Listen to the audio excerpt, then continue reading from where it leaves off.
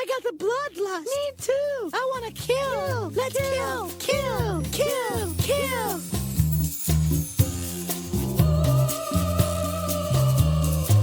Hello, everybody, and welcome to The Bloodlust. This is your go-to podcast for classy broads talking horror since 2014. This is episode 265 of the program. Tonight we are talking about new A24 joint in theaters, Heretic, starring Hugh Grant, king of the 90s rom-coms. Yep. My name is Amy. I am your fearless leader. That other voice you hear is my lovely and talented co-host Jamie. Hello, friend. Howdy. How are ya? Oh, I'm fine. How are you? Very good. I'm glad that you're not feeling as under the weather as you were last week. Yes, so am I. It's these temp changes. And traveling. Traveling Does not help. No, it doesn't. Being on a plane with recycled air in very close proximity to lots of other people does not help. No, sure doesn't. Well, I'm glad you're doing better. Thanks. And listeners, we have a special guest tonight. Please give a warm bloodlust welcome to Chris, good buddy of mine, listener to the podcast. Hi, this is Chris. Thanks for having me. It's our pleasure. Chris has been my movie buddy for quite a while now, so he might as well come on the show and talk about the movie that we saw. Why not? I'm happy to have him. Yeah, so welcome. For our roundtable tonight, this movie, not to give too much away early on, but it has a very creepy basement. The whole house is kind of creepy, kind of cool, but It does have a creepy basement a la Barbarian, where a house doesn't look so imposing on the outside, but on the inside seems to have a dungeon, an entire big dungeon. And that is the case with this movie. You never want to see your dungeon from on the outside. No. It should be a surprise. It should be a surprise.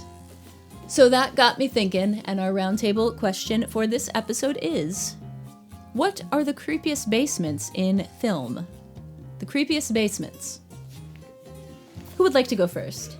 Well, nothing jumps to mind, but we did recently watch Baskin, and that had a really It's a good choice. very gory, creepy basement, so I'm going to go with that one for now. That's a great choice. Yeah. It is. Wandering into a place where all hell has broken loose and anything goes and you're out of your element. Literally. That's a basement. That's quite a basement. What do you got for us, Jamie? Well, I'm going to say the basement and the people under the stairs. Oh, yeah. That's a horrifying basement. It scarred me as a child. It was an easy choice for me because that movie always creeped me out. And I'll never forget the first time I saw it, and just the people with their arms reaching out and then the skinning pit. The skinned man. Yeah. Into the pit, and then the other people feeding on him. Not a basement I want to find myself in. Hell no. Great choice. Chris, have you seen The People Under the Stairs? Can't say I have. Oh, shit. We're going to have to watch that one. Okay. It's so good. The best Wes Craven movie. Yes. IMO. Yep. We have done it for the program. Mm-hmm. Back in the day. It's a 90s movie. One of my favorite 90s horror movies. It's so weird. It's very weird, and it has Ed and Nadine from Twin Peaks as a couple in it, the bad guys. And they're having the most fun ever. They really are. Daddy and mommy. Yep. I feel like for the past couple roundtables, I've somehow managed to shoehorn The Silence of the Lambs into conversation. And it's not because I'm obsessed with it, I swear to God. But when you think of scary basements in horror, you got to think of the basement in The Silence of the Lambs. The one with the pit. The one with the pit. It's got a pit. The one with the bathtub full of rotting person. The one with all the crazy moths flying around everywhere. The one with Buffalo Bill. And the Precious. one with skin suits. Yeah. And a little yapping dog. Precious. Yeah. Yes, she will, Precious. She will get the hose. Some of us don't like Precious. You don't like... What did Precious do to you? She was just yappy. It's not Precious's fault. How would you like to live in that dank basement? I got the impression she liked it just fine. You think so? Uh-huh. I think She she was was an accomplice? I think she was into it all. She should have been charged as an accomplice. Yeah. So you think it's more nature than nurture? Yes. In Precious's case, for sure. So that's a good basement. You're telling me and Barb wouldn't love ruling Oh, over Barb that would basement? be Exactly. a willing accomplice. I to a think Buffalo Precious Bill is just type another character. Barb. Yeah, you're right. Bichons are evil. I also thought of Barbarian, which I said at the beginning, but I feel like Barbarian has a really creepy basement, and all yeah. of these basements, BTW, are much, much bigger on the inside than you would imagine when viewing the house. Mm-hmm. Especially, like, how many stairs could you have? Why would you dig your basement that low? For the murder dungeon? For the murder dungeon. Yeah. Obviously, yeah. And you have to have multiple layers. Very Inferno-esque. As it And just it's gotta gets be worse as damp. you go down. Sure, it's got With to be leaking, dank. dripping water. I don't know how he kept the main floor of the house in this movie so nice when there was all that water dripping in. I guess he had that cool little device that, like, Yeah, he knew some things. he knew a couple things. So that's our roundtable. Listeners, let us know what you think is the creepiest basement in horror. What are some other good basements? Can you think of any? What's that one with the guy who is blind and he's like inseminating Oh, yeah. women Don't down breathe. in his basement? Yeah, Don't Breathe. That one's creepy. That's a creepy movie. Creepy and silly. Mm-hmm. And not so far off from where this one ends up going. Which I may end up cutting out because it sort of gives things away. But there's no insemination. There is no insemination that we know of. I don't think there was any indication at all that there was any insemination happening. You never know. I mean, He's into all sure, if kinds you of want to weird just shit. start putting random thoughts into a movie. I guess. All right, let's start talking about Heretic, shall we? That's why we're here. That is why we are here. Jamie, would you give us the stats, s'il vous plaît? Sure. This movie is rated R. It has a runtime of 1 hour, 51 minutes. Written and directed by Scott Beck and Brian Woods. It stars rom-com favorite Hugh Grant, 90s rom-com to be specific, Sophie Thatcher and Chloe East. It premiered at Toronto International Film Festival September 8th, 2024. Released in theaters November 8th, 2024. And it's currently sitting at 91% fresh with critics on Rotten Tomatoes and 77% fresh with audiences. So this movie, as you might have seen from trailers, is an A24 joint. It is about Mormons, the Church of Jesus Christ of Latter-day Saints, and these two missionaries, one played by Sophie Thatcher and one played by Chloe East. And Sophie Thatcher you might recognize from Yellow Jackets. That's what I knew her from. And Chloe East, I recognized her from The Fabelmans. She had a good part in that. And Hugh Grant, of course, Love Actually, Four Weddings and a Funeral. He also did another horror movie back in the 80s called The Lair of the White Worm. 80s or early 90s, which is kind of a horror comedy that's very funny and has Peter Capaldi in it. But this is only his second horror movie to date. So these two girls are Mormon missionaries. They come to Hugh Grant's house. His name is Mr. Reed. He is a very erudite man. He likes to school the girls, and they came to try and convert him to Mormonism and baptize him, or whatever Mormons do when they come to your house. And he has other ideas and plans for them, quite involved plans, as it turns out.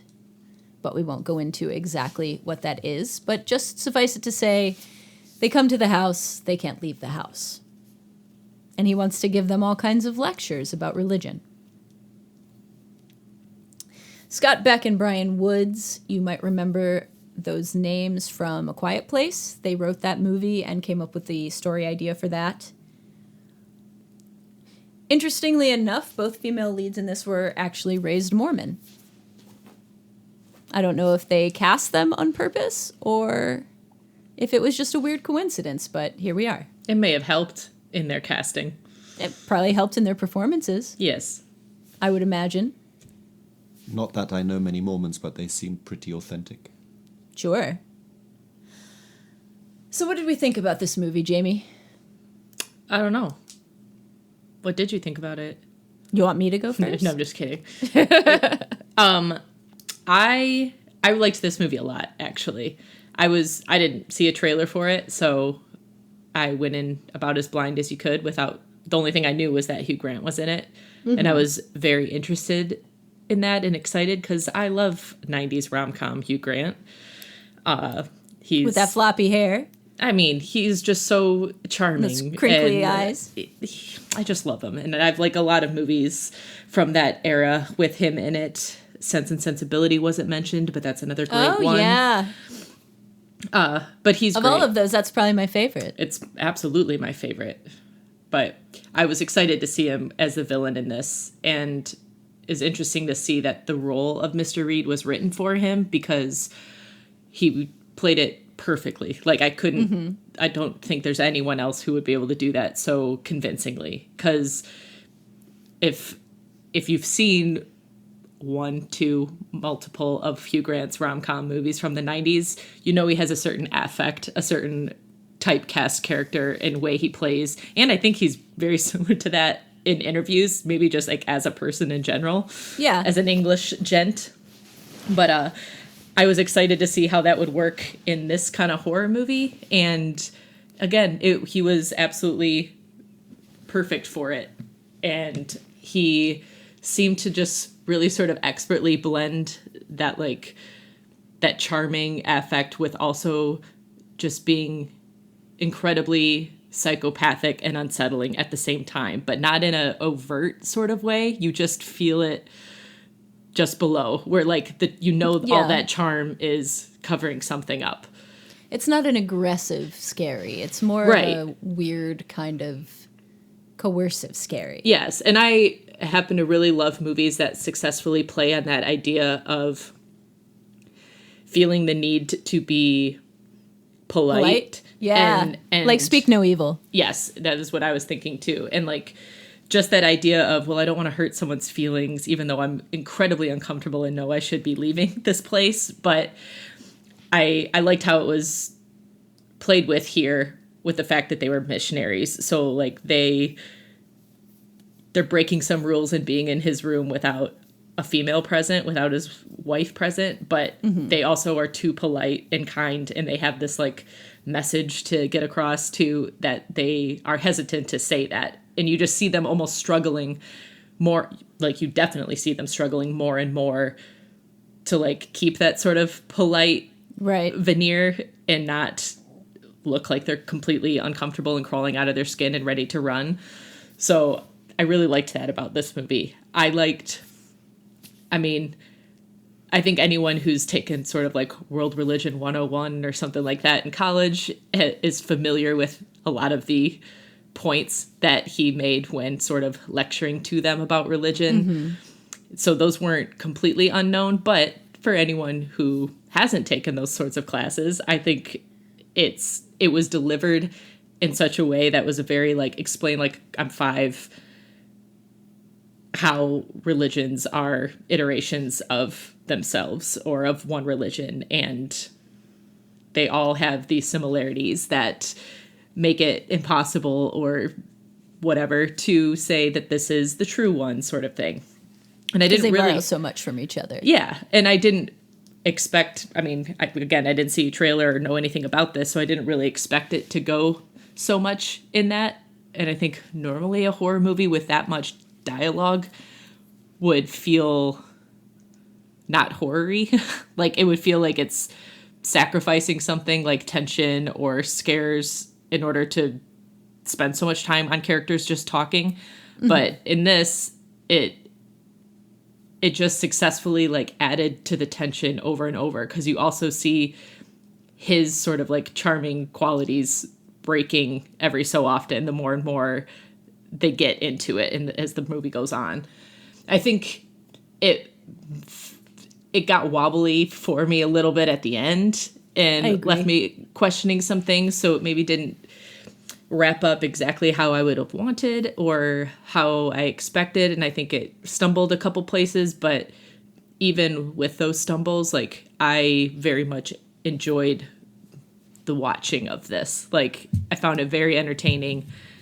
And I think Hugh Grant was honestly a huge part of that. And the two actresses did a really great job of playing that sort of polite, but obviously uncomfortable and I want to get out of here character. Right. And it just had fun. It was like, I like movies too that have a sort of mystery that needs to be solved. And I liked that. And I like the kind of movies where at the end you like harken back to things that happened earlier that are leading, you know, that led you to the final conclusion. And so I had fun with all of that. I thought this was a really interesting movie, and it's, without remembering exactly everything that I've watched this year, I would say it's probably my favorite religious themed movie that we've seen this year, because There I know have been we've seen several of those. So Yeah. This is the one I had the most fun with and thought was probably like the most well done. Very good. And do you think this is a horror fan specific movie, or do you think this has the potential for a wider appeal? I think it has potential for a wider appeal, only because the real horror, like stereotypical classic horror elements of it, don't come in until later. And I think they're minimal enough that like someone who's not necessarily a huge horror fan would also enjoy this. But there are some things in it that are gore. No. But there are definitely some visuals that are like, that look your sort of typical creepy lady.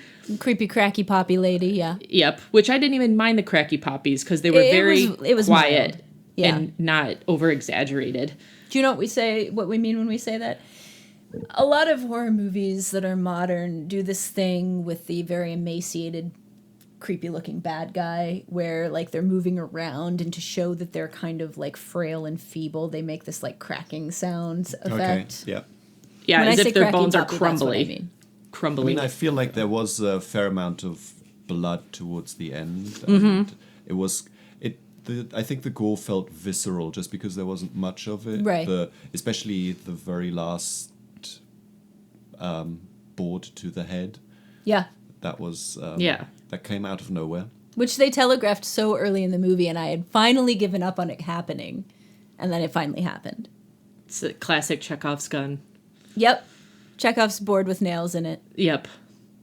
Yeah, and plus, like, them being in that sort of dark or very, very low lit basement space, the blood isn't very, you know, it's not bright red, gory blood that you expect, but it's obviously there and plentiful at points. Yeah. I would say this has the potential to be something that non-horror fans would like. I think this has the potential to be something that people from a religious background might like. People that grew up maybe in a church and have since left the church. Because it has a lot of interesting things and challenges to religion that they've probably thought of because it's been pertinent to their lives. Yes. I think just it's generally a thriller for the most part. I think the horror aspect is minor anyway. Yeah, I would call this a psychological thriller, a cat and mouse closed room kind of psychological thriller, for sure. Yes. Jamie, what do you think you would rate this? I think I would rate this a 4. Because the first half of it, or first, you know, main part of it until it starts getting crazier at the end, I really liked a lot. And like I said, I liked Hugh Grant, and I liked all the talking. I liked the dialogue. I liked what was being said and how it was sort of being shown and revealed as he was talking, and like even his visual with the board games and stuff. I liked that. Yeah, and just little. It was maybe a little facile, but yeah, but I still enjoyed liked it. it. Yeah, Yeah. and I liked. And with the songs, I really liked that. Yes, I liked that part a lot too, and I enjoyed when it didn't even have to show it, but it showed the scene where he unlocks and locks his front door, and he does it like with this cool little like thing Timer that's thing behind his light switch. And it's like, it was just really neat. And I think there is at least one really cool visual with that sort of model that he had of the house in the basement that I thought I think they only did it once. I only remember seeing it once. He plays with the model a couple of Well, times, you but see they him play don't with do it a the lot. trick with it. Yes. Yeah, the But transition once. only happens once. Yeah. But Yeah. it's very effective. And It I works really well. loved that part. I thought that part was super cool. Which And calls to mind another A24 movie, of course, Hereditary. Of course, yes. With the models. With the little miniatures. Yeah. So yeah, I think a 4, maybe even a little higher than a 4, but I liked this a lot. I thought this was super fun and an entertaining movie. And one of the few that I've watched this year where I didn't look at my watch once to see like what time it was or how long it was running. Well, that's impressive because it's almost 2 hours long. I know. I think they do a pretty good job of maintaining the tension, at least for the first 2 acts. Yes. All right, Jamie, thank you. You're welcome. Christopher? Well, I really enjoyed it as well. I thought Hugh Grant made a really convincing and really menacing antagonist. Though it's sort of not so overt at the beginning, I still feel like there was something off. And that actually sort of raises a question for me that we obviously know going in to a movie like this, shit's going to go down. Something's going to be wrong. But I'm curious how people that don't know to expect that would react to this. Like if you took a friend and told them, oh, it's the new Hugh Grant movie, everyone's going to kind of assume, oh, it's a Hugh Grant movie. Okay. Sure. And then I mean, tension does kind of ratchet up in that first primary scene where they're in the, let's call it the waiting room or the living room. Mm-hmm. But it really takes a while before it becomes overt in terms of, no, this isn't actually just a bit creepy and the conversation is going... possibly. Yeah, the conversation is going a little off the rails and the two sisters are clearly getting increasingly uncomfortable, but it's hard to pinpoint something might actually be wrong. But I think we haven't really pointed out just how much of a character the house itself is, I think. Mm-hmm. I think the house is really well realized. I love the set design. Mm-hmm. More so of the upper floor than the basement. Yeah, the basement was just your standard dungeon. Yeah. Sure, just a bog standard dungeon. That's right. Especially his, chapel room, mm-hmm. where the... I don't know how we're going to split up these acts, but his that'd be the second act. The first one's like in the antechamber, and then I thought just the weird angles of the walls and the doors and all the shelves and then the loud music. I thought it was a really, really well realized house. And to Jamie's point, I really, really loved that little mechanism that was needed to actually open the front door. Mm-hmm. And I had seen the first trailer for this, and after the first trailer, I'd already decided I want to see this, and so I didn't watch the other trailers. But I feel like the trailer, I expected a different movie. I thought this was going to be much more of an escape room kind of movie, where they're kind of stuck in this house and have to figure out how to get out of it. That was sort of a bit of my expectation going in, and that wasn't really part of it. They tried for... 2 minutes to get out of the first room, and that was kind of it. They were pretty much guided through the house from then on out. Mm-hmm. All the choices they ended up making were choices they were guided to make. But yeah, I enjoyed it. I would give it 3.5 stars, I think. It starts really strong. The first 2 acts are really good, and I also agree. It kind of falls off a little once they get into the basement. I didn't enjoy that part of the movie as much. I think it kind of just ends up falling back on the standard horror movie tropes to finish it off. I don't think it ends as strongly as it begins, unfortunately. Do you guys think that this is worth seeing in the theater, or do you think this is an okay wait till it comes out on streaming kind of watch? I mean, it's a very pretty movie. I thought it was well shot, but it's not bombastic. There aren't any flashy visuals or anything. Not really. Mm-mm. I think it could easily be viewed when it's on streaming. And because it's kind of a locked room kind of movie, I don't find that you miss anything by watching those at home. In fact, sometimes I think that movies like that are very intimate and kind of just confined to a single space can benefit from watching them at home in a small location. There were also some really funny scenes or just funny sentences and sort of little jokes that really made me laugh out loud. I'm not sure if I noticed others in the theater laugh, but... I feel like you and I laughed at a couple of things in the movie.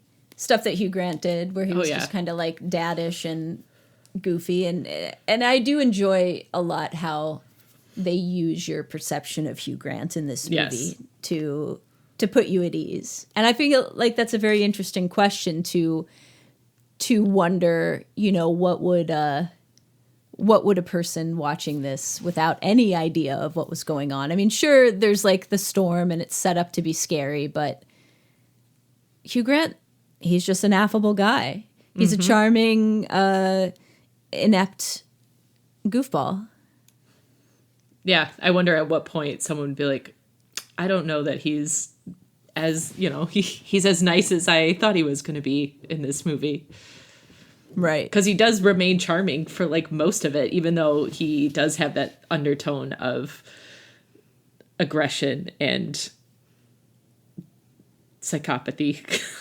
But even before up to the third act, you still don't dislike him. Like you kind of... Right. You're like, maybe the guy has his reasons. I want to hear where he goes with this. Yes. Right, especially as none of us are married to religion. We're like enjoying him dunking on religion as a whole and taking the two missionaries to task.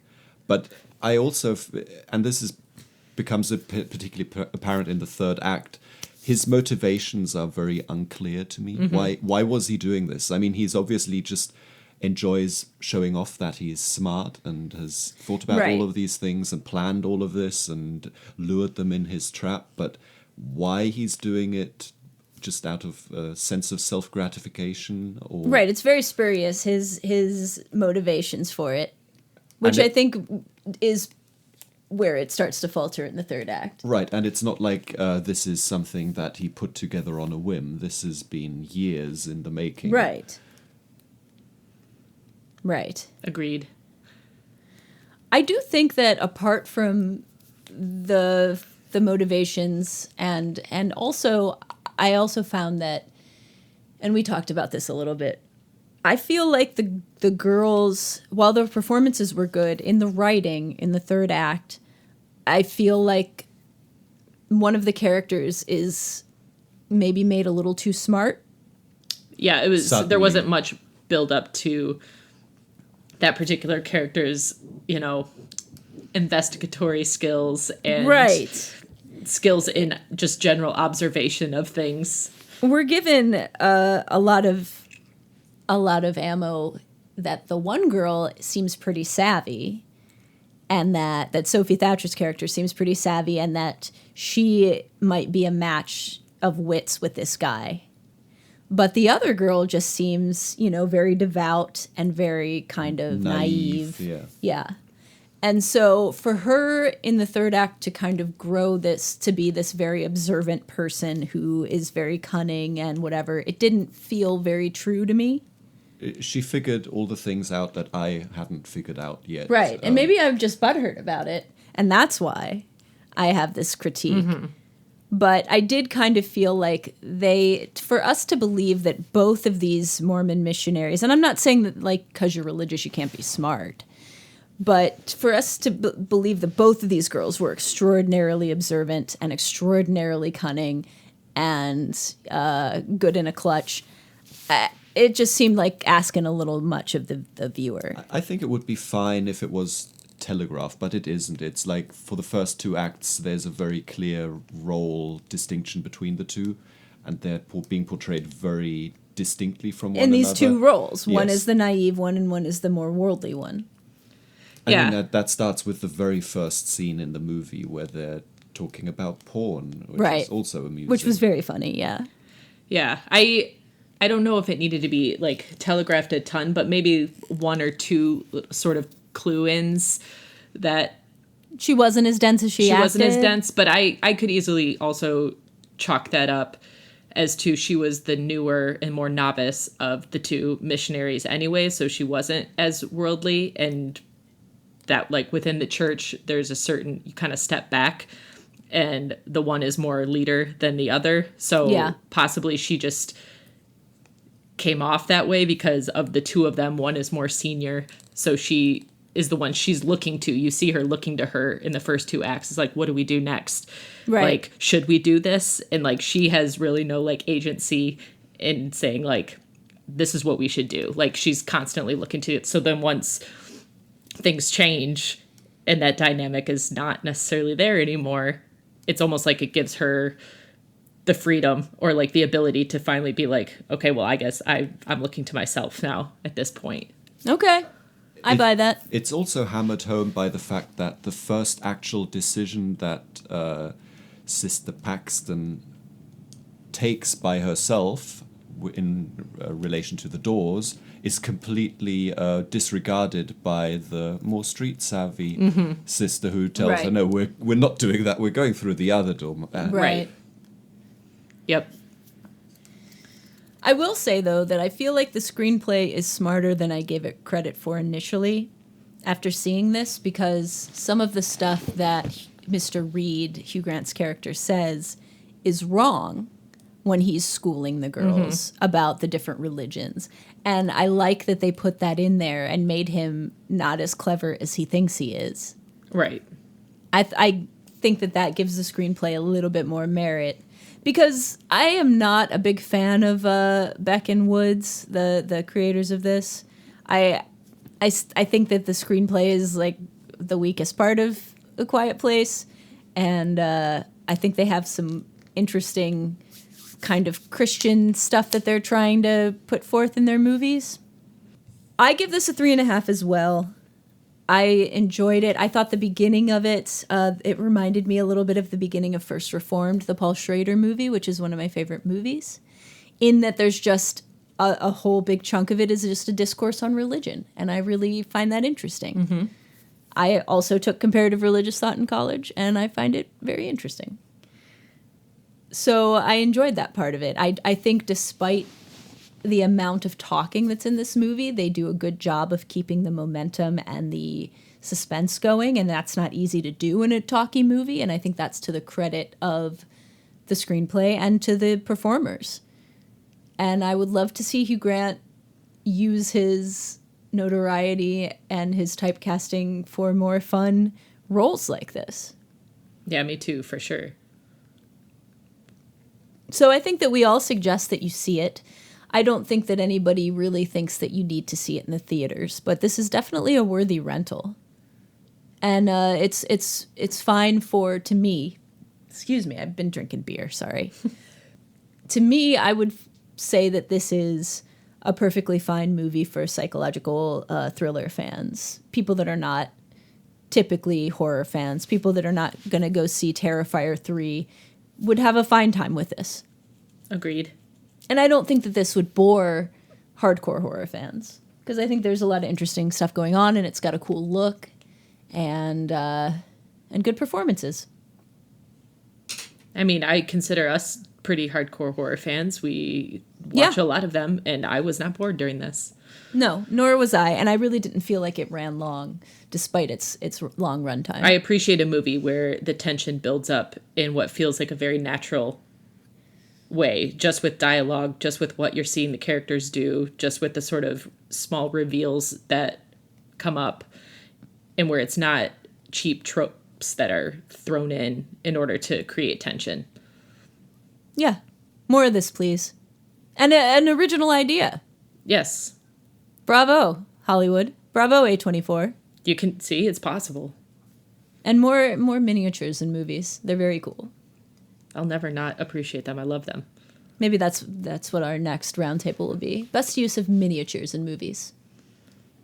Or maybe which lovable buffoon actor would you not expect Ooh, to yeah. see in a horror movie? Yeah. Would you like to see in a horror movie? This brings up one of my favorite pieces of trivia, and that is that Stanley Kubrick wanted to cast Robin Williams as Jack Torrance in The Shining.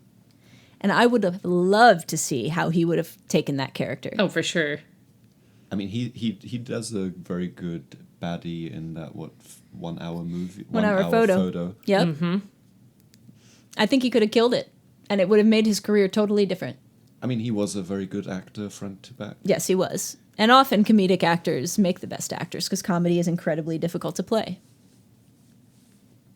All right, let's get into spoilers. If you have not seen this movie, we suggest that you do, and we suggest that you stop the podcast here so as to not have anything ruined.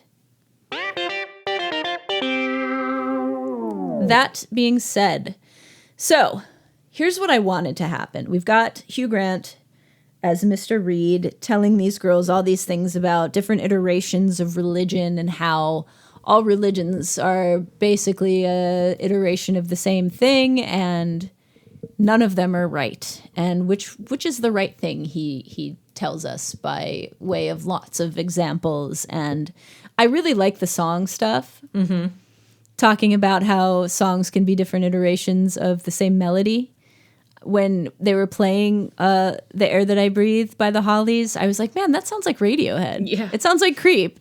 And then he started talking about it, and I felt so vindicated. And at the end of the movie, they play in the credits, Knocking on Heaven's Door, but to the music of Fade Into You by Mazzy Star. So it was another example of the same thing, which I thought was really cool, because when that started playing, I was like, oh, it's Mazzy Star. Why are they playing Mazzy Star? But then they started singing the lyrics to Knocking on Heaven's Door. And that was actually sung by the actress in this movie, Sophie Thatcher. The other theme that I really like that sort of carries throughout the movie is how we're all conditioned to believe the things we're told by people in authority, and how he does that with the two missionaries the entire time as well, trying to show to them how gullible they are. Right. So here's what I wanted to happen. He says, I've compared all these religions. I've been a religious scholar for years. I found that none of these religions are the right one. By accident, I have stumbled upon the true religion. And I wanted it to be some kind of eldritch Lovecraftian shit. Where I found out that it's this eldritch god that I've summoned that lives in my basement. That's what I wanted from the movie. I'm not mad at it for not being that. It wasn't that movie. Right. But wouldn't it have been cool, listeners? Sure. We always love a Lovecraftian. I love an eldritch god. I mean, even if his little trick of resurrecting the dead was real, that would have been a completely different twist on it as well. Yeah. Mm-hmm. But what he really wanted to do was lead these girls to reject their faith and teach them that the only true religion is control and manipulation, which is, to me, not the best idea they could have had. Doesn't sound very convincing to me. No. So eventually he leads Sister Paxton? Paxton Yes. is the blonde one. Okay.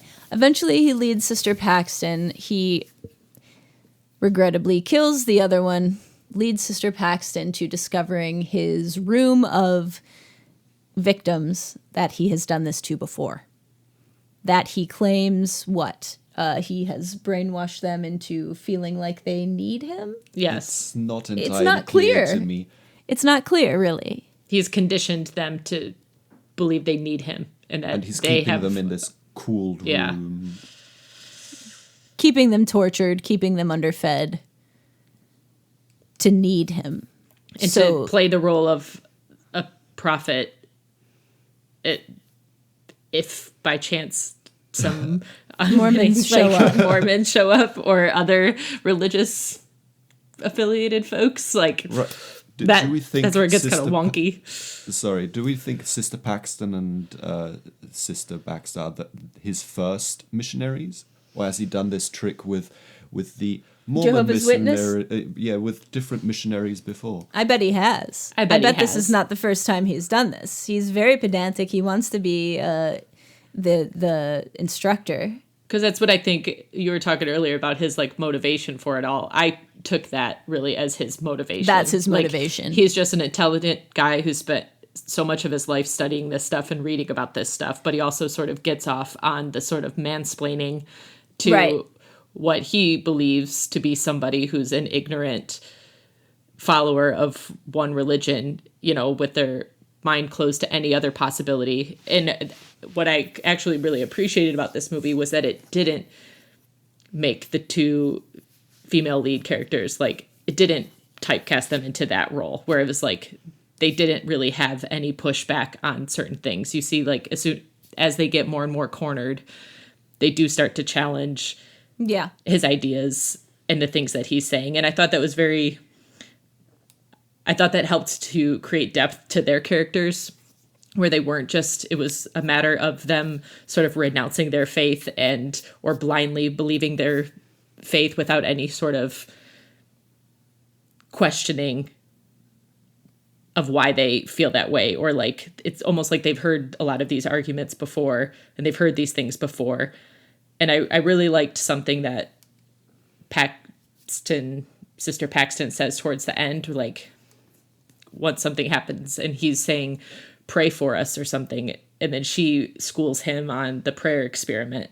It was like, there are two groups of people suffering with something at a hospital. One group is getting prayed for, one group is not, and they found that it didn't make a difference. And she's like, but that doesn't change. It's still a nice thing to do, because it still shows that isn't it always nice to know somebody's thinking of you, and you're putting positive thoughts out there and thinking about someone when they're going through a hard time.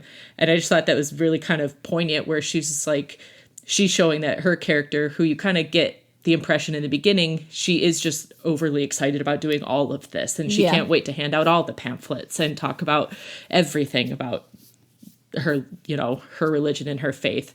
But that just shows that, like, she understands that experiment, and she even accepts and understands that prayer doesn't work. Right. She's not impractical necessarily. Right. She's not just a blind follower. But she's also saying that, like, even knowing that, this is still my faith. And, like, because there are nice aspects to it, and it does, it works for some people. Well, it's good for the person who's doing it, right? Yeah. But I just thought I liked that they included that and didn't make them these sort of two-dimensional characters that didn't question anything.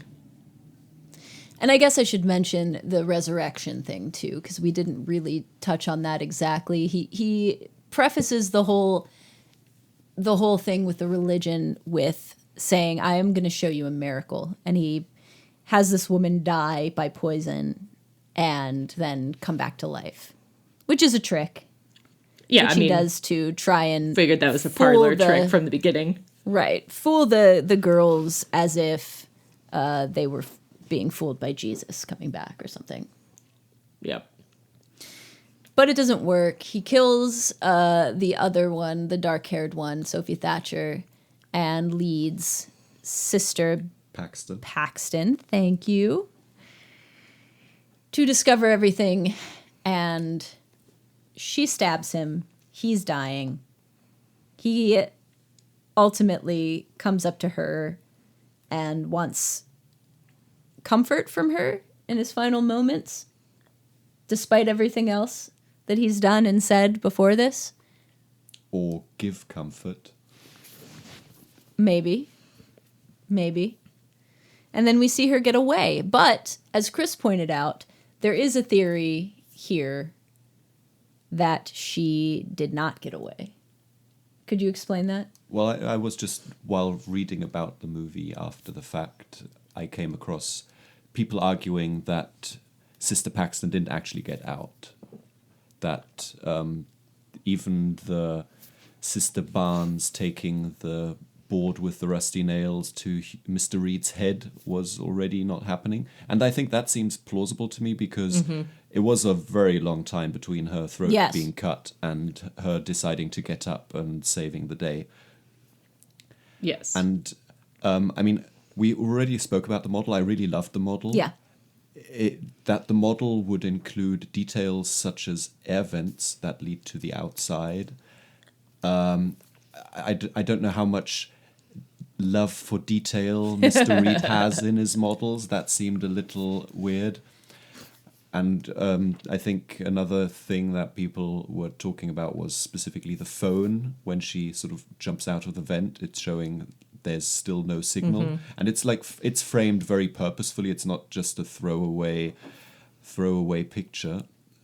And obviously, at the very end, she has that butterfly on her finger. Right, which is something that they talk about in the movie before this. Which just disappears. Now, I don't think it's necessarily a particularly convincing theory. I think it's kind of plausible, but it's not explicit one way or the other, I guess. I like that theory because to me, when I watched this, it very much had like the Descent vibes. Yeah. Where you see, I mean, almost quite literally someone crawling out of the dank, dark underworld out into the light, and only to find out that's not actually the case.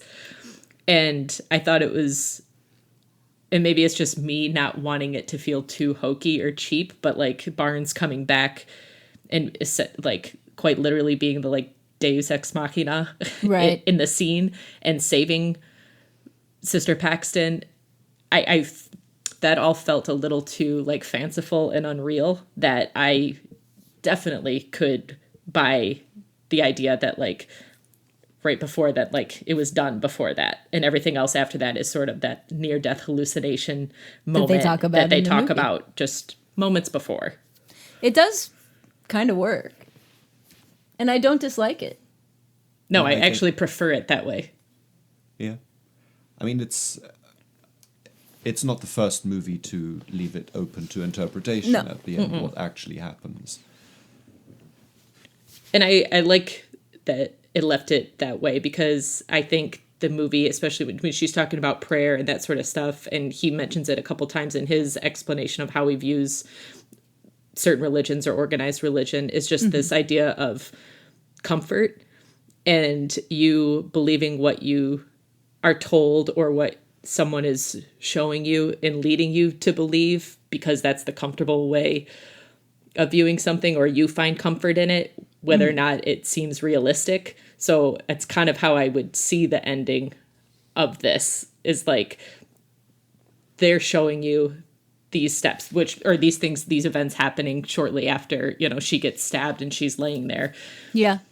And it's like, are those a near-death hallucination type thing? Are we being shown those just so we feel more comfortable with the ending of this? Or because what really happened is not so comfortable and not as pleasant?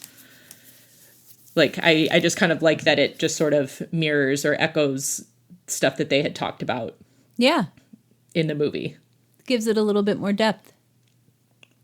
I still think some things were felt corny and cliched, clunky, and they could have, even though I can easily believe that Sister Paxton did have the ability to like take note of things, because I do think there is something to her constantly looking to Sister Barnes for direction and instruction and how to handle things, and she just kind of is the new girl on the block, so to speak. So she's holding back, but I do think a couple instances of showing us that she had even like a little bit of that early on insight, would have been helpful. They didn't have to be obvious about it, because but lay a little groundwork, right? Like even just have early on, like show the dampness on the side of his head when she mentions later that she noticed his hair was kind of wet. Because that wasn't available to the viewer, I don't think. It wasn't, and even as the viewer, had that happened and we saw that scene at the point in time when that was playing out, we could have easily naturally seen that as like he was sweating, like he was anxious and nervous about what was going on, even though he came across as very assured and knew what he was doing, but that like he knew that this was going to be going to a certain place, so he's getting sweaty. Like we wouldn't have necessarily immediately come to the conclusion that he went outside and got their bikes. I feel like a lot of her sudden conclusions felt a little far-fetched. The one that really sticks out to me is the prophet that tells them this set of lines. Right. And, I mean, it's all kind of nonsense to an extent, but the last line is, it's all a lie or something. Or this isn't real. Yeah, it seems kind of odd that anyone would jump at that phrase. Oh, she's trying to tell us something. Amidst a bunch of stuff that's basically word salad, Yep. Anything else we want to add about Heretic before we wrap up? Well, my main takeaway is that all religions throughout human history have been building on each other for millennia, leading to one thing: Star Wars Episode 1, The Phantom Menace. And Jar Jar Binks And Jar Jar specifically. Hugh Grant's awful Jar Jar Binks Yeah. impression. It was very much more Yoda than Jar Jar.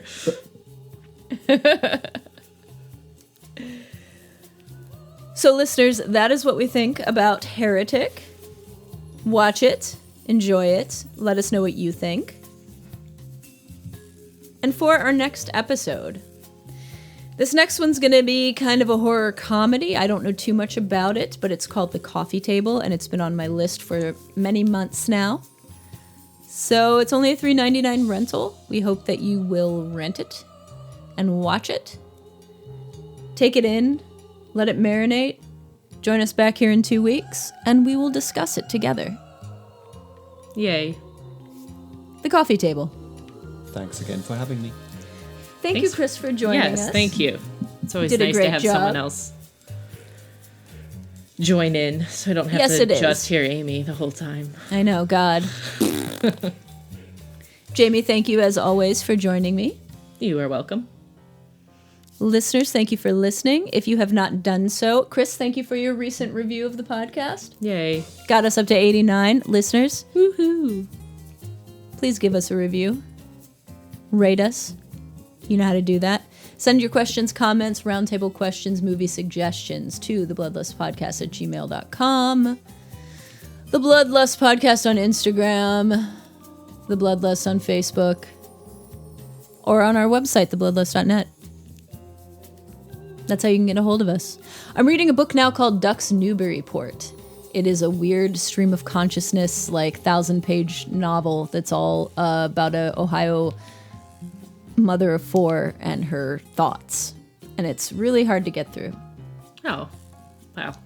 Sounds Good thing great. You chose a short book then. But I just started it, so I'm sure I'll get into it. And it's also about a polar bear mom and her cubs, so I'm worried it's going to start getting really depressing. Sure. But I'll keep you posted. All right, listeners. I have had 2 beers and I really have to pee. So we're going to wrap this up. On that note, Thank you for listening. Thank you, Chris, for joining. Thank you, Jamie, for joining. Au revoir. Until next time, I've been Amy. I'm Jamie. I'm Chris. Thank you, good night, and hail Satan. Bye. Hail Satan. Praise him.